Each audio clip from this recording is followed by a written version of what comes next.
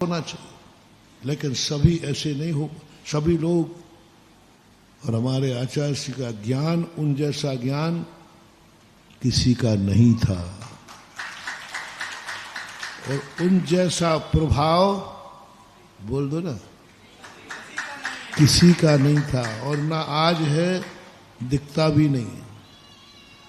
उन जैसा ज्ञान, उन जैसा प्रभाव, उन जैसा सारे जगत का समर्पण उनके मुख से जो निकल जाए, फिर सारी दुनिया शास्त्र नहीं देखती थी, वही आगम बन चुके थे।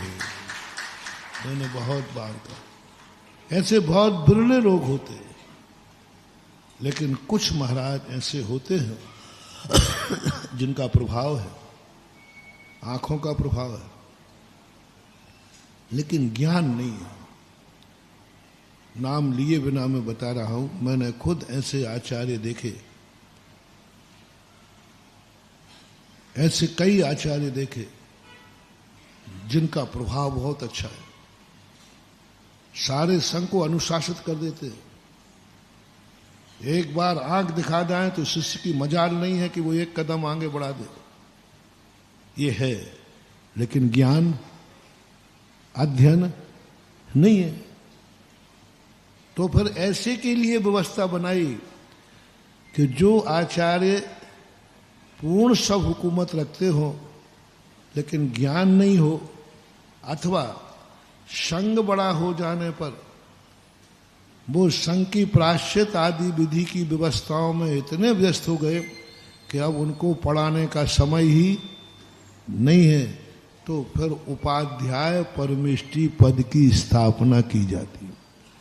उपाध्याय संघ में होना जरूरी नहीं है, लेकिन उपाध्याय आचार्य परमेष्टि का सलाहकार मान लो, वो ज्ञानी होना चाहिए। उपाध्याय मूर्ख नहीं चलेगा, उपाध्याय तो पूर्ण ज्ञानी होना चाहिए। तो हमारे शास्त्रों में भी यदि आचार्य ज्ञानवान नहीं है तो उन्होंने कहा एक उपाध्याय बना लो, वो ज्ञान का काम करेगा, तुम अनुशासन का काम करना, संग चल जाएगा। और यही व्यवस्था मैंने राजनीति में देखी। राजनीति में कई लोग इतने अच्छे राज्य चलाने वाले, हुकूमत है, सब कुछ है, लेकिन ज्ञान नहीं है। तो फिर राजनीति ने व्यवस्था की कि ये राजा तो बन सकता है, लेकिन ज्ञान कम होने से वो ज्ञान का काम करेगा, तुम अनुशासन का काम करना, संग चल जाएगा। और यही व्यवस्था मैंने राजनीति में देखी।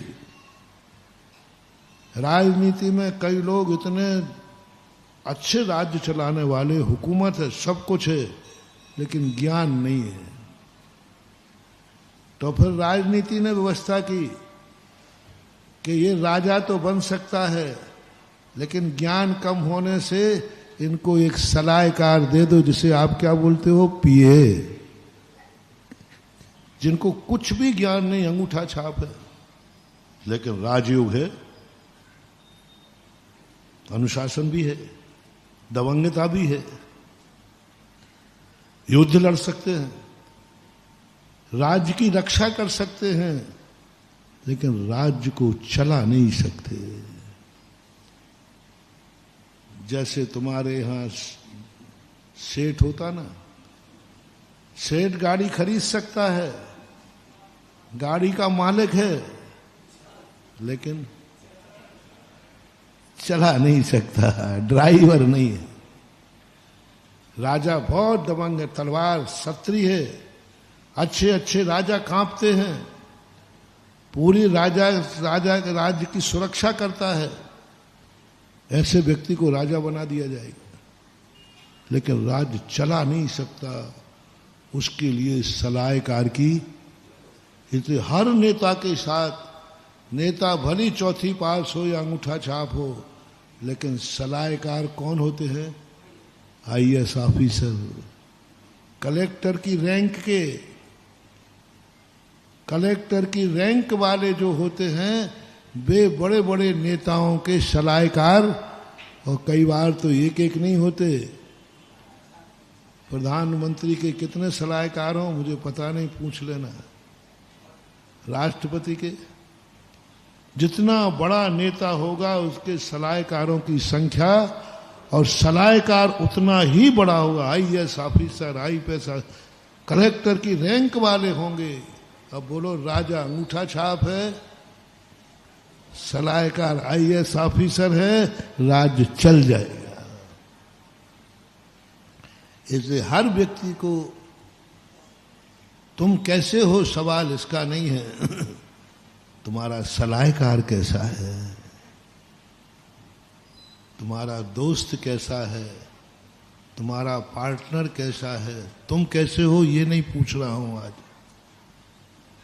तुम मूर्ख हो ज्ञानी हो ये नहीं पूछ रहा हूं।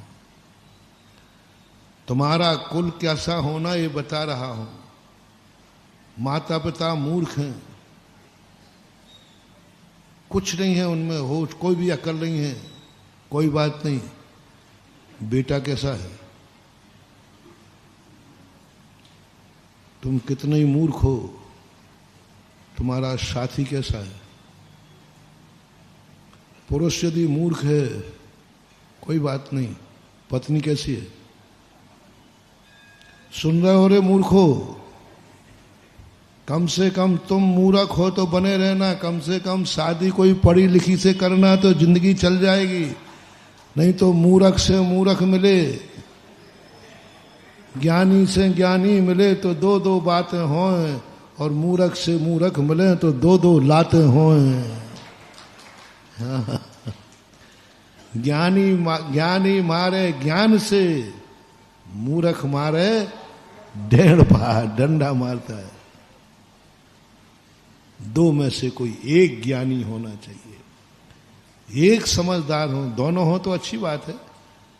यदि कभी तुम्हें महसूस हो कि हमारा बेटा बहुत मूर्ख है, कोई भी अकल नहीं, कोई भी ज्ञान नहीं, उसकी शादी किसी पढ़ी लिखी बच्ची से करना, जिंदगी अच्छी चल जाएगी।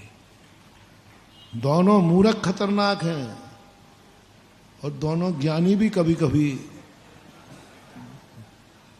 मैंने ऐसे ऐसे देखे, दोनों कलेक्टर नहीं, अभी एक दिन नहीं बनती उनकी, क्योंकि शाम को दोनों कहते आई हम। हाँ, जितने बड़े ऑफिसर होते हैं उनमें गड़बड़ हो जाता है, लेकिन कुछ अच्छे लोग भी होते हैं। जो अच्छे लोग मिलते हैं तो जिंदगी बहुत अच्छी बनती। दो ज्ञानी मिलकर के यदि जिंदगी सकुशल निकाल रहे हैं तो समझ लेना चाहिए दोनों ज्ञानी चतुर्थ काल के श्रावक हैं। ज्ञानी दो बराबरी के होकर के एक साथ वात्सल्य से रह जाए, दोनों ज्ञानी होकर के दोनों अपना विवेक करें, दोनों एक दूसरे को समझें, दोनों एक दूसरे को रिस्पेक्ट दें। बड़े दो बराबरी के मिलने का अर्थ है वहां अहंकार नहीं करना, ईगो नहीं बनाना, मैं भी कम नहीं हूं, मैं भी कम नहीं हूं। समझदारी का अर्थ है कि मैं तुम्हारे नेचर को समझूं, मैं कम नहीं हूं, मैं तुम्हारे लिए हूं और तुम ऐसा वात्सल्य। लेकिन बहुत कम देखने में आता है, लेकिन आता है। अच्छे लोग भी मैंने देखे, दोनों बड़े बड़े पदों पर हैं, लेकिन दोनों इतने वात्सल्य, इतने प्रेम से रहते हैं कि घर को क्या, जिंदगी को स्वर्ग बना देते हैं।